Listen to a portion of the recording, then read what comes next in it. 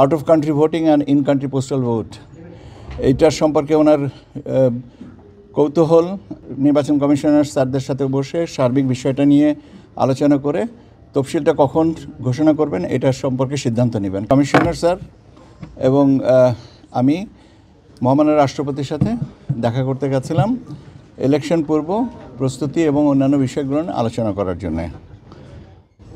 মাননীয় মহামান্য রাষ্ট্রপতিকে আমাদের মাননীয় প্রধান নির্বাচন কমিশনার স্যার যে সমস্ত বিষয়গুলোকে আপডেট করেছেন তার ভিতরে একটা হচ্ছে ভোটার তালিকা।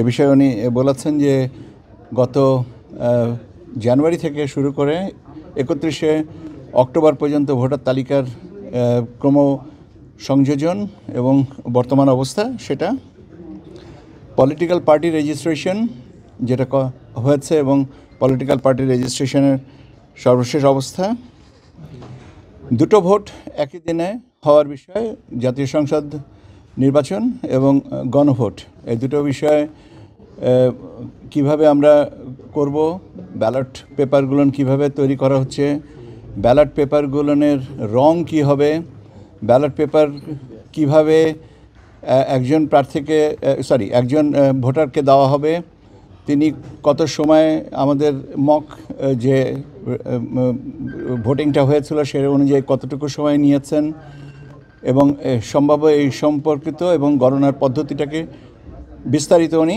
জানতে চেয়েছেন এবং আমরা আমাদের দিক থেকে ওনাকে বিস্তারিত জানানো হওয়ার পরে উনি বলেছেন যে হ্যাঁ সন্তোষ প্রকাশ করেছেন এবং সেই সাথে আমরা যে 1 ঘন্টা সময় বাড়িয়েছি সকাল 7:30 এবং বিকাল 4:30 পর্যন্ত, এটারও বললেন যে এটা যৌক্তিকভাবে এটা হয়েছে এবং উনি সন্তোষ প্রকাশ করেছেন।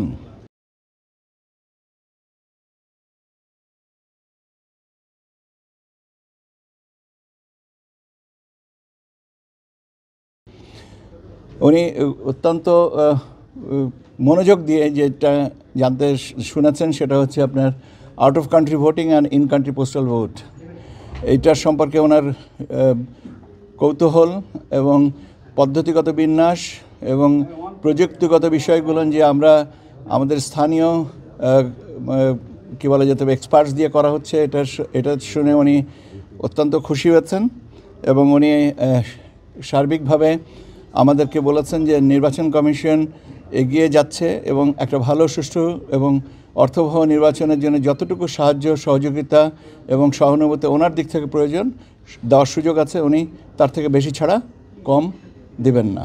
এইটাই মূলত ছিল আজকের আলোচ্য বিষয় এবং এই বিষয়গুলোকে নিয়েই বিস্তারিত আলোচনা, ছোট ছোট প্রশ্ন, ছোট ছোট কৌতূহল, ছোট ছোট উত্তর, এই সমস্তগুলো নিয়ে আমরা ওনার সাথে অত্যন্ত আন্তরিক পরিবেশে আমরা সবাই আলোচনাটা করেছি। আমি আপনাদেরকে এইটাই আর কি জানানো এই মুহূর্তে।